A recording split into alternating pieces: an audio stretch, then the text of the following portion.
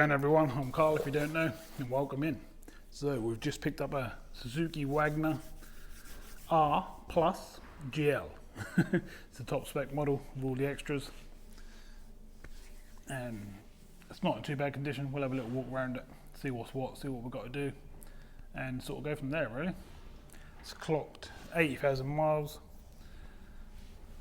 and I'm not sure on the owners and stuff like that yet, so we'll have to look into all that sort of stuff when we get a logbook and stuff like that, and go from there. So let's take a walk around it and see what we've got to do.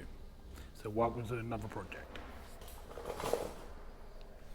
So I've got stuff everywhere at the moment because I've just recently stripped a Peugeot 206, so that's a bit of a pain, but I've got a bit of room in here to do some work. As you can see, I've just swept all this out. So I've got plenty of room in here to do what I need to do, and then sort of in between time I can be getting all this stuff listed up and sold and posted out. But here's the old Suzuki. This is what we got. So straight off the bat we've got a little scrape on the edge of the arch here. Obviously it's a bit green and yucky. All in the windows, mirrors, back window rubbers, all the roof's all mouldy and yucky. Nothing we ain't done before, nothing we can't do again. Back end, got a few marks on the bumper and stuff like that.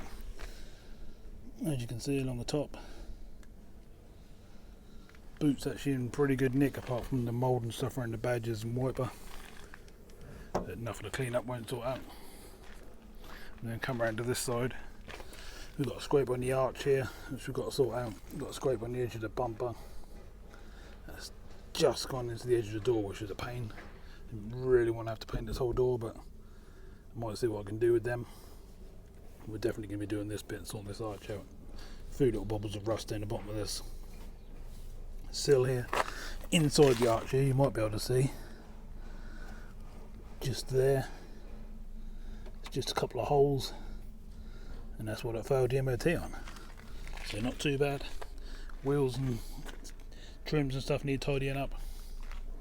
Down this side again it's just a clean up, just mainly green rubbish really.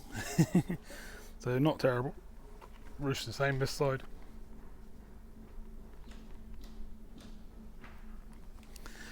Interior not much better I'm afraid. Front seats very dirty. Driver's seat has got paint and all sorts of stuff on it, so I'm hoping that I can get that off. If not, I'm going to have to replace the seats, which is a bit of a pain. Carpets and mats and stuff, normal stuff. Good clean up on the dash, and that should sort that out. Back end again, very damp. Well, I wouldn't say damp, but destroyed out to be fair. That's just very dirty and just needs a very good clean. Roof lining don't look too bad. Quick going over the top of that and that should be fine. In the boot,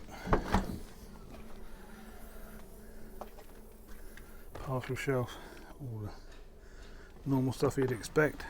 Not sure what's under the carpet. Nope, got a spare wheel but not in good condition, so we need to replace that.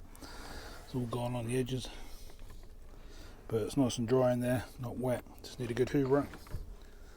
So not too bad. Need to get up in all these horrible areas and sort all this lot out. So, yes, basically a major clean and a little bit of paintwork.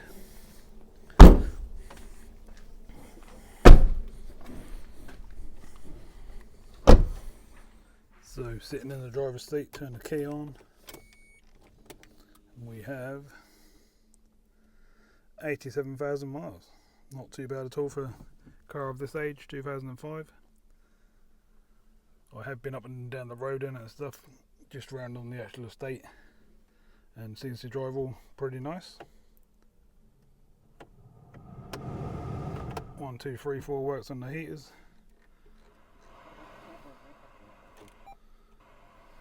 JVC radio has been added. Probably got to manually tune it.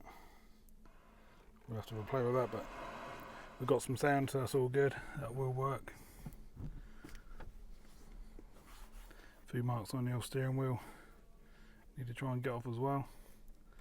Obviously someone was doing a bit of painting. being this model, that's also got electric windows,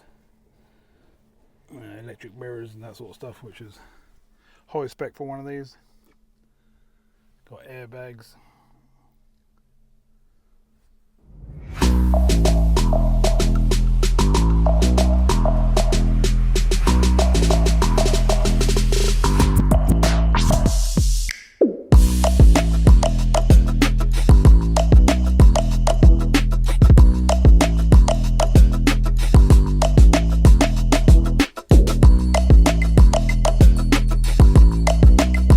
So this is what she looked like under the bonnet. No oil or water leaks and stuff like that, but very dirty, needs a very good clean. Really dusty. But nothing that can't really be sorted, to be fair. Shame there's a bit of rust on this front panel. But I think what I'll do is I'll take everything off this and I'll probably just flick this front panel in. Make it a bit tidier.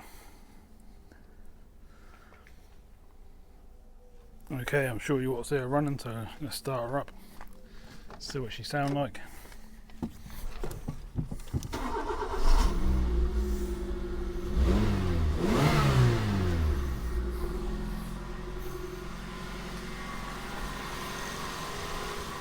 So not too bad.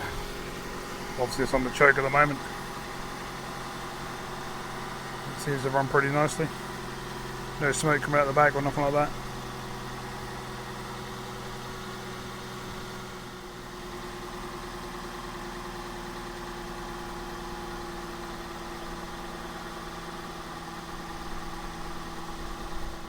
So while we're under the bonnet there, I'm just going to give it a blast with some degreaser cleaner.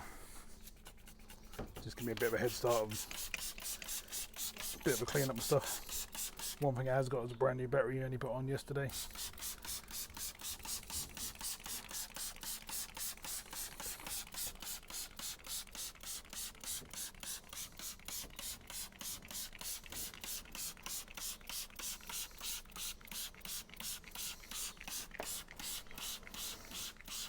Definitely a bit green and scummy.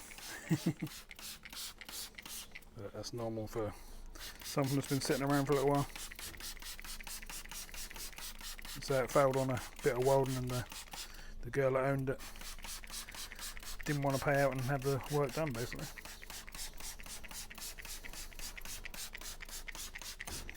Obviously I'll do the rest of that off camera.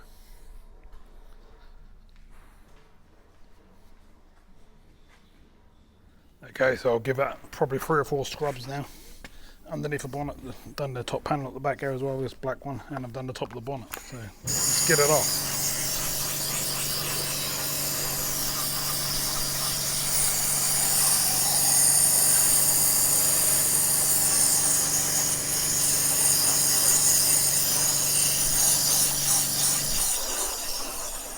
My jet wash is being a right pain at the moment. I've got hardly no pressure. So after the old jet wash playing up, I've had to put that to the side. It's not working, I have to have it fixed. But I've rinsed it down as best I could with the hose and stuff. But it's not the best, but not the worst. But I'll get it looking a lot better by the time I've finished. So we've got it indoors now, as you can see. And that's looking a way better car already, to be fair, just being cleaned over. Obviously the trims and wheels need sorting out. But to be fair, that's come up pretty well. What I'm going to do is I'm going to just go around the inside of these doors and stuff now and wipe all this down. Just get all the muck and bits and pieces out before I do like some of the little repairs like this.